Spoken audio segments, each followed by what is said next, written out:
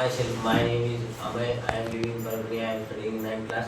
My father is priest. My mother is housewife. My hobby is watching cricket match. I want to become CA. Thank you.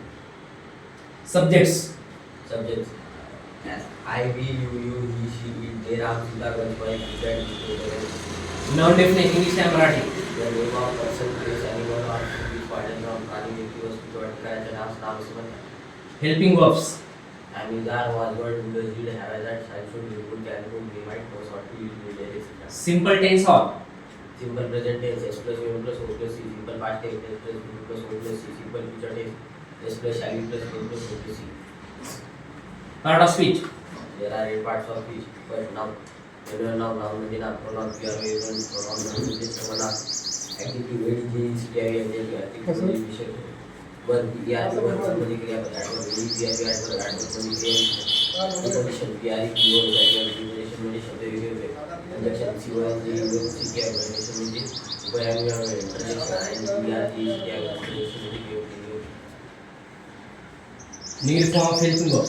have decision, are, ordered, were, didn't, didn't, have, hasn't, hadn't, shall, will, can, can't, may, might, mustn't, mustn't. Continuous tense or present continuous tense. Present continuous tense. Yes plus, have, yeah plus, before plus, O plus, C. Past continuous tense. Yes plus, was, O plus, U plus, O plus, C. Future continuous tense. Yes plus, shall be, U plus, before plus, O plus, C. बघा त्याची पहिलीच oral taste आहे, म्हणजे पहिले 8 topic आहे आणि ज्यावेळेस नवीन आला त्यावेळेस हेच टॉपिक त्याला विचारले होते, त्यावेळेस काहीच माहित नव्हतं.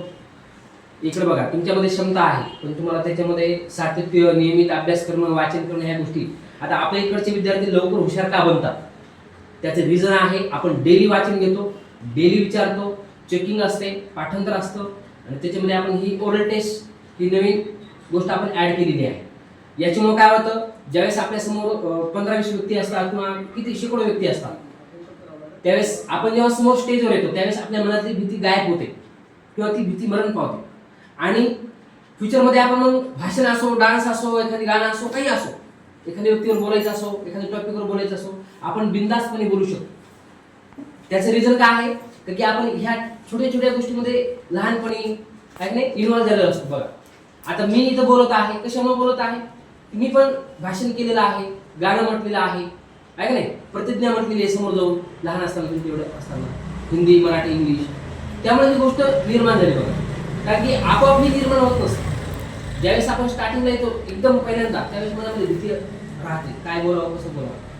आता समजा नाही आम्ही पहिल्यांदाच बोललो असेल समजा स्टार्टिंगला, मनामध्ये भीती येते, पण सेकंड टाइमला जेव्हा तो येईल ना त्यावेळेस टोटल गायब होऊन जाईल, तो बिंदास बोलणार. पण खूप छान प्रयत्न. ओके, ओ सॉरी,